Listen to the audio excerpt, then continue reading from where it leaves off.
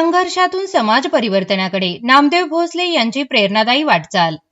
अहिल्यानगर अत्यंत प्रतिकूल परिस्थितीतून संघर्ष करत आदिवासी, पारधी व भटक्या विमुक्त समाजासाठी न्याय आणि सन्मान मिळवून देणारे आदिवासी समाजसेवक नामदेव भोसले यांच्या निस्वार्थ कार्याची दखल घेत अहिल्यानगर पोलीस अधीक्षक कार्यालयाच्या वतीने त्यांचा सन्मान करण्यात आला। भोसले यांच्या समाजसेवेच्या कार्यामुळे महाराष्ट्रातील लाखो आदिवासी कुटुंबांना न्याय मिळाला असून त्यांच्या कार्याचा आम्हाला अभिमान आहे, असे गौरव उद्गार पोलीस अधीक्षक सोमनाथ घारगे यांनी काढले। ते अहिल्यानगर पोलीस अधीक्षक कार्यालयात आयोजित 77व्या प्रजासत्ताक दिनानिमित्तच्या कार्यक्रमात बोलत होते। समाज परिवर्तन केवळ व्यासपीठावरून दिलेल्या भाषणांनी घडत नाही, तर जीवनाशी थेट झुंज देणाऱ्या व्यक्तींमुळे ते प्रत्यक्षात उतरते। अशाच विरळ व्यक्तीपैकी एक म्हणजे नामदेव भोसले।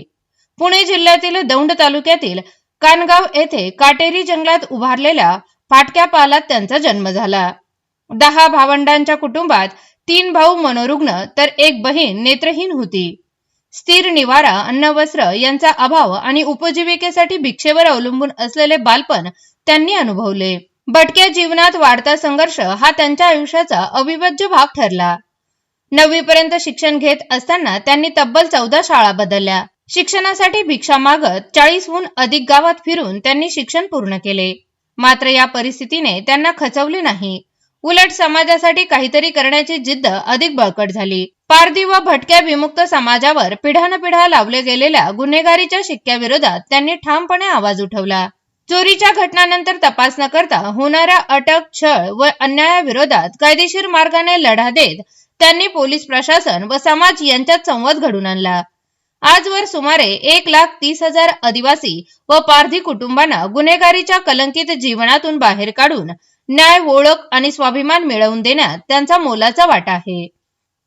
घरकुल योजना, रेशन कार्ड, आधार कार्ड, जातीचे व उत्पन्नाचे दाखले मिळवून देत त्यांनी हजारो कुटुंबाचे आयुष्य स्थिर केले।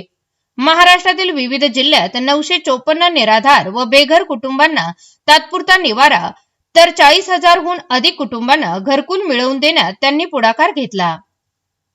सुरक्षतेसाठी आदिवासी पाड्यांवर 21,896 सीसीटीव्ही कॅमेरे बसविण्याचा अभिनव उपक्रमही त्यांनी राबवला व शेकडो गरीब कुटुंबातील मयत झालेल्या प्रेतांना दफन करण्यासाठी जागा मिळवून दिली। तर साहित्याच्या माध्यमातूनही त्यांनी वंचितांचा आवाज बुलंद केला। भारतातील पहिले पारधी भाषेतील मराठी हे पुस्तक तसेच ये हाल, दैना, वेदना ही पुस्तके लिहून गेली 30 वर्ष ते निस्वार्थ समाजसेवा करत आहेत। दुःखातून उभा राहिलेला हा माणूस आज हजारो कुटुंबासाठी आशेचा किरण ठरला आहे। महाराष्ट्र भूषण न्यूज वृत्तसंकलन विभाग, अहिल्यानगर।